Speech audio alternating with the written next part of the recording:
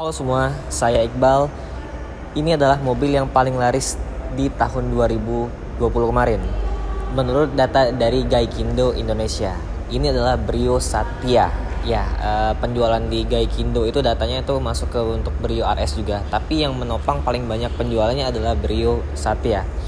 Di video kali ini kita akan coba ngobrolin apa yang membuat mobil ini menjadi mobil paling laris di Indonesia. Dan ini bukan review full, jadi buat kalian yang belum subscribe channel Muhammad Iqbal Pratama, silakan klik tombol subscribe, notifikasi, dan kita mulai videonya.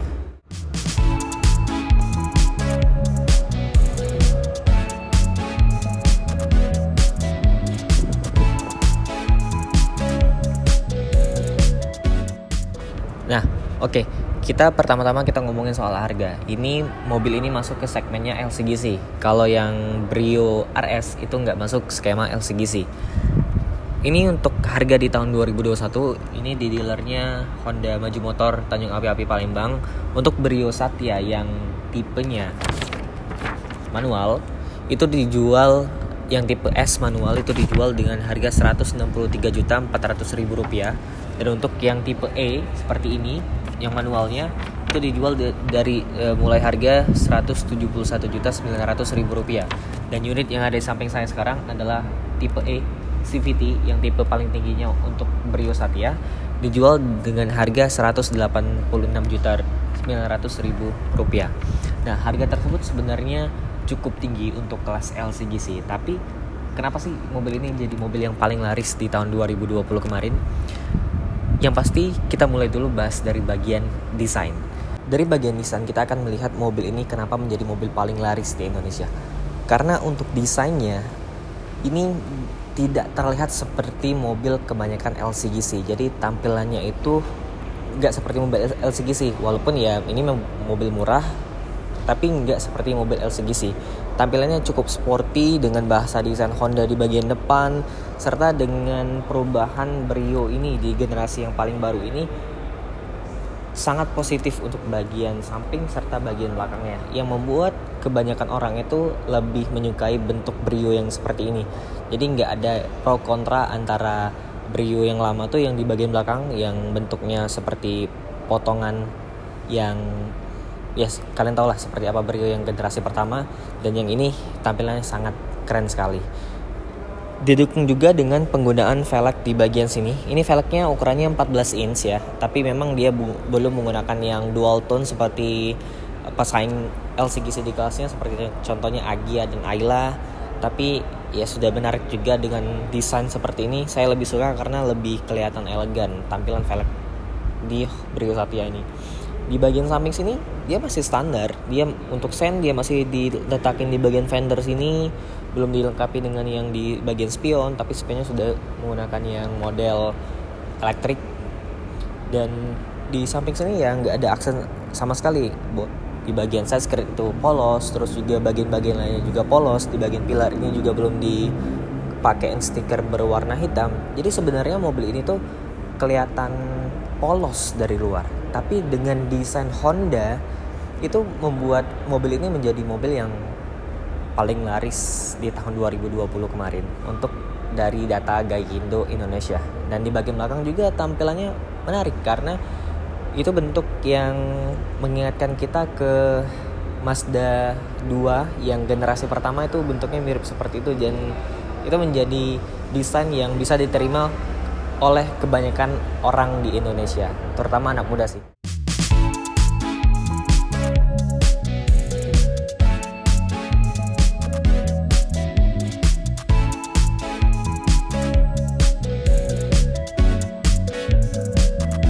Oke, kita masuk ke poin yang berikutnya, di bagian interior mobilnya itu sendiri. Dan by the way, ini kenapa saya pegang handphone, ini adalah mikrofon. Buat yang tanya-tanya komen di kolom komentar, ini buat mikrofon. Kita lanjut ke mobilnya. Di bagian interior, bahasa dashboard desainnya ini mulai dari Brio generasi pertama sebenarnya, yang facelift. Dia menggunakan bahasa desain yang sama dengan Honda Mobilio, terus BRV. Jadi dashboardnya ini kalau kata orang netizen itu salam satu dashboard untuk Honda. Ya, desain dashboardnya overall saya suka bentuknya atraktif dengan lekuk-lekukannya khas Honda, dengan ventilasi yang keren di sini, terus speedometernya walaupun masih secara basically ini manual semua, tapi tampilannya keren, kisi-kisi AC di bagian sini, terus ada tempat penyimpanan, dan di bagian tengah sini kalian akan mendapatkan head unit yang memang ini double din tapi belum menggunakan touchscreen. Kalau kita coba compare dengan Ayla atau Agya yang TRD Sportivo itu, dia sudah menggunakan layar yang touchscreen. Tapi kenapa sih orang lebih suka Brio ini? Ya karena desain dashboardnya lebih menarik, lebih kelihatan mahal, nggak kelihatan seperti mobil LCGC. Di bagian bawah sini dia sudah menggunakan panel AC yang sudah climate control, digital juga, dan bentuknya bagus. Walaupun pesaingnya juga sudah menggunakan layar yang digital seperti ini, tapi kelebihan Honda di sini dia sudah ada pengaturan arah semburan untuk ke kaki dan juga ke bagian depan. Ada walaupun dia belum menggunakan auto climate control ya. Jadi untuk segi kepraktisan juga di sini untuk glove box-nya juga cukup besar di sini. Oke. Di bagian sini ada tempat penyimpanan, cup holder, di kanan dan kiri juga ada tempat penyimpanan, dan mobilnya juga cukup praktikal ya.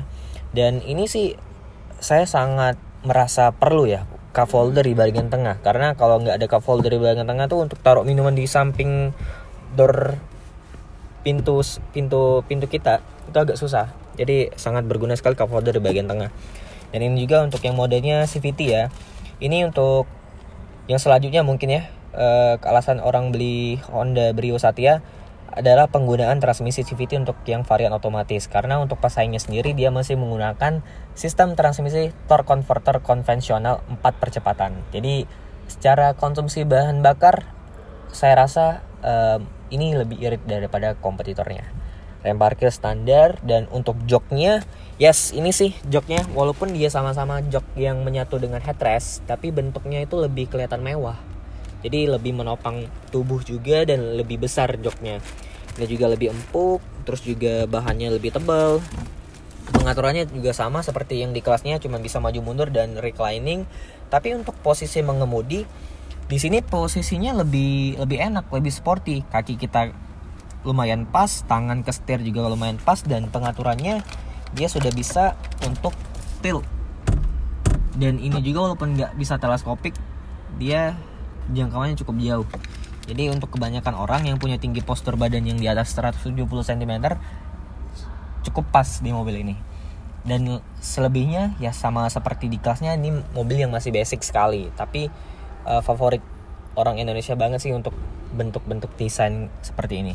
Di setir dia ada audio steering switch, dan untuk lampu wiper masih manual, dan ya semuanya masih manual karena ini mobil yang basic sih, tapi menjadi mobil yang favorit.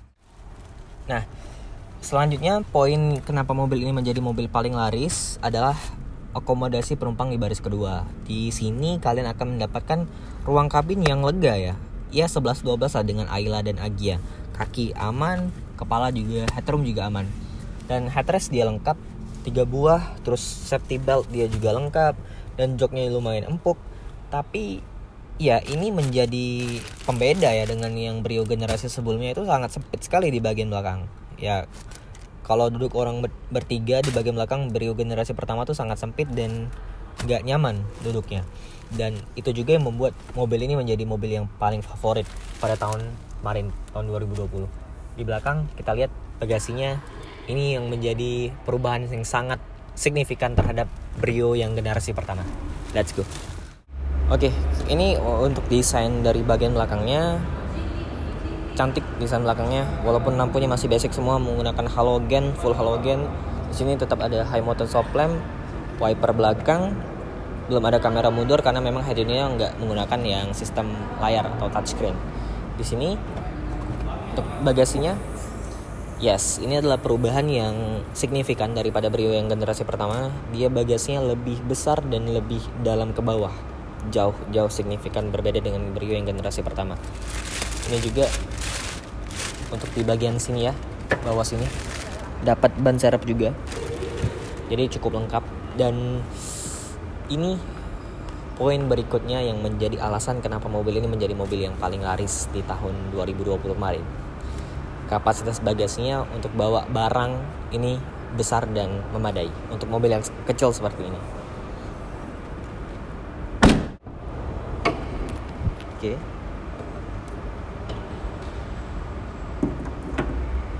Ini adalah unit mesin 1200 cc 4 silinder dengan tenaga 90 PS dan torsi 110 Nm. Ini termasuk mesin yang paling bertenaga untuk kelas LCGC sekarang. Dan kenapa ini menjadi favorit? Karena mesinnya reliable sekali dan penggunaan teknologi iVTEC Honda sangat berpengaruh terhadap konsumsi bahan bakar yang sangat irit untuk mobil ini. Apalagi dengan yang transmisi otomatisnya menggunakan CVT. Jadi ini adalah bisa dibilang mobil LCGC dengan teknologi mesin bukan paling canggih juga sih, dibilangnya itu paling reliable dan juga paling memadai untuk sekarang. Dan ini ruang mesinnya ya standar LCGC ya. Ini belum dicat warna body dan ada peredam sedikit di sini. Ada untuk masukin lubang udara di sini dan ya ruangannya lebih kelihatan mobilnya mesinnya tuh lebih kelihatan proper dibandingkan Ayla dan Agya, apalagi dibandingkan dengan Ayla yang 1000 cc.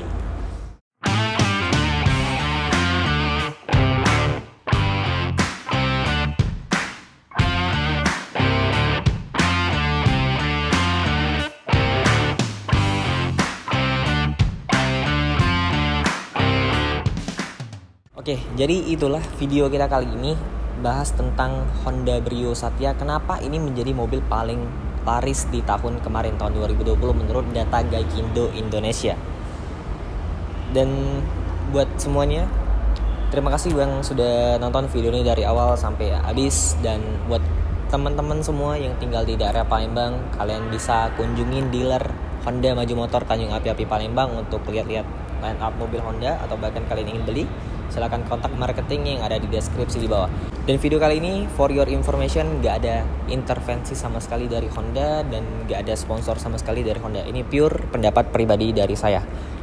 Jangan lupa untuk klik subscribe, aktifkan lonceng notifikasi, komentar di bawah mengenai Honda Brio Satya, dan thank you for watching. Goodbye.